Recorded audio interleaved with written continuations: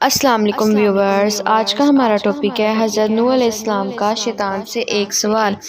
حضرت سیدنا نوح علیہ السلام طوفان کے موقع پر جب سفینہ میں سوار تھے تو وہاں اچانک ان کو شیطان نظر آیا۔ انہوں نے کہا تو یہاں بھی پہنچ گیا، اب میں تجھے نہیں چھوڑوں گا جب تک کہ تیرا راز نہ معلوم کر لوں۔ اس کو حضرت نوح نے پکڑ لیا اور فرمایا کہ تیرا راز مجھ کو بتا کہ تو گمراہ جو کرتا ہے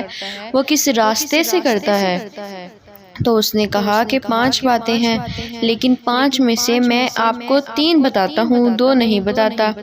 حضرت نوح علیہ السلام کو اللہ کی طرف سے وحی آئی کہ اس مردود سے کہو کہ ہمیں ان 3 کی ضرورت نہیں ہے، وہ 2 ہی ہم کو بتا دے، اس لیے کہ اصل تو وہی ہے راز۔ تو حضرت سیدنا نوح علیہ السلام نے کہا کہ مجھے ان تینوں حربوں کی ضرورت نہیں ہے،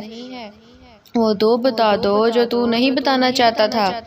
تو اب مجبور ہو گیا اور کہنے لگا کہ وہ 2 باتیں جس سے میں لوگوں کو گمراہ کرتا ہوں اور آپ کو بتانا نہیں چاہتا تھا وہ آپ سن لیجئے،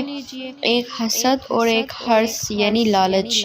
پھر شیطان کہنے لگا کہ حسد سے میں گرا اور حرص سے حضرت آدم گر گئے، اس لیے کہ جب اللہ تعالیٰ نے حضرت آدم علیہ السلام کو بنایا اور ان کو علم عطا فرمایا اور ان کی شان و شوکت کو فرشتوں کے سامنے ظاہر فرمایا تو اللہ تعالیٰ نے فرمایا کہ آدم علیہ السلام کو سجدہ کرو،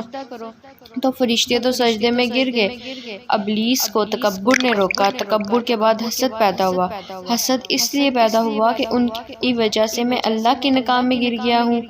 اب کسی نہ کسی طرح ان کو بھی گرانا ہے، یہ ہے حسد۔ جب کسی کے پاس کوئی کمال دیکھیں، جب کسی کے پاس حسن و جمال دیکھیں، جب کسی کا عطا و نوال دیکھیں، جب کسی کے اندر برائی دیکھیں، جب کسی کے اندر علم دیکھیں، جب کسی کے اندر مال اور دولت کی فراوانی دیکھیں،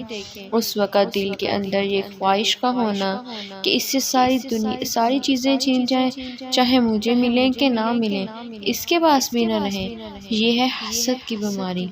یہ حسد اللہ کی نگاہ میں بہت بری چیز ہے۔ شیطان نے سوچا کہ اللہ نے ان کو اتنا اونچا بنایا ہے، ان کو بھی گراؤں گا، میں جیسے گر گیا ان کو بھی گراؤں گا۔ اس کے بعد اس حسد میں مبتلا ہو کر وہ فکر میں رہا کہ کس طرح ان کو میں ذلیل و خوار کرنے میں کامیاب ہو جاؤں۔ یہ ہے حسد جس کی وجہ سے شیطان گمراہ ہوا